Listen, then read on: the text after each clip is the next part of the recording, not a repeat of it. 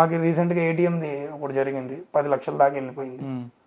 మాకు 11 రోజుల్లోనే మేము డిటెక్ట్ చేయగలిగాం. అంటే ఎలా అంటే ఈవెన్ ఎవరైతే అక్యూజ్డ్ ఉన్నారో వీళ్ళు కూడా చాలా అప్గ్రేడ్ అయిపోతున్నారు. అవును, ఎంత అప్గ్రేడ్ అవుతున్నారంటే వీళ్ళకు తెలుసు పోలీసు వాళ్ళు ఎలా ఇన్వెస్టిగేట్ చేస్తున్నారని.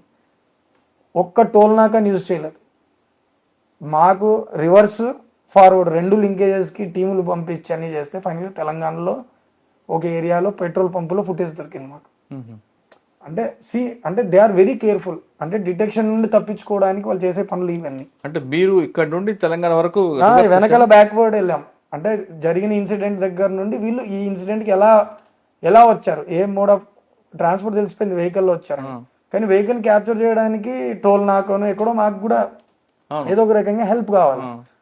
వెళ్ళేటప్పుడు కూడా ఒక టోల్ నాకా నుండి వెళ్ళాలి. But they have reached Haryana Rajasthan border. ఒక టీం ముందరికి వెళ్ళింది చేస్తా, ఇంకొక టీం వీళ్ళు ఇక్కడి వరకు ఎట్లా వచ్చారు అని.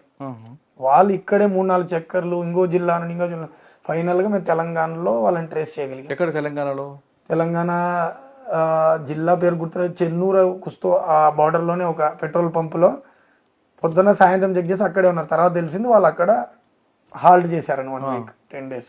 అక్కడ ఏదో వాళ్ళకి సంబంధించిన వాళ్ళు అక్కడ పనిచేస్తారు ఇవన్నీ అట్లా ఐడెంటిఫై చేస్తే 13 రోజుల్లో మేము దాన్ని డిటెక్ట్ చేసాం. కానీ వచ్చింది హర్యానా నుండి రాజస్థాన్ బార్డర్ నుండి వచ్చారు. మీ వాళ్ళకి మెచ్చుకోవాలంటే ఓపిక ఓపిక చేయాల్సి వస్తుంది కదా. It's our duty.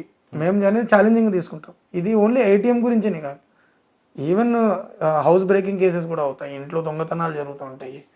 జరిగినప్పుడు కూడా మేము జరిగేది మాకు కూడా ఒకప్పుడులా కంటే ఇప్పుడు ఛాలెంజింగ్ ఎట్లా అయిపోయింది అని అంటే దే ఆర్ వెరీ స్మార్ట్. అది ఒక challenge plus reporting. So we want to break this. So prevention చేయడానికే మేము ఈ స్మార్ట్ సిస్టమ్ తీసుకుని వచ్చాం, పెట్రోలింగ్ సిస్టమ్స్. ఎన్షూర్ చేస్తున్నాము.